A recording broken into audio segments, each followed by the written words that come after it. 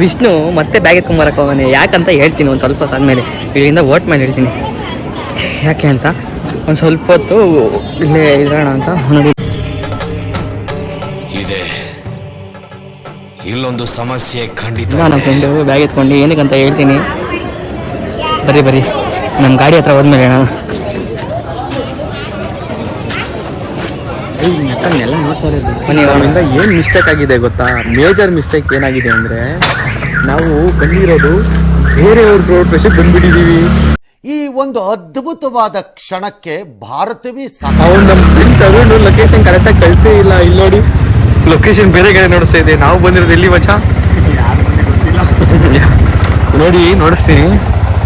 ಯಾರು ಗೊತ್ತಿಲ್ಲ ಬಂದ್ಬಿಟ್ಟಿದ್ದೀವಿ. ಈಗ ವಾಪಸ್ ಹೋಗ್ತಾ ಇದ್ದೀವಿ ಈ ಲೊಕೇಶನ್ಗೆ. ಬನ್ನಿ ಹೋಗೋಣ.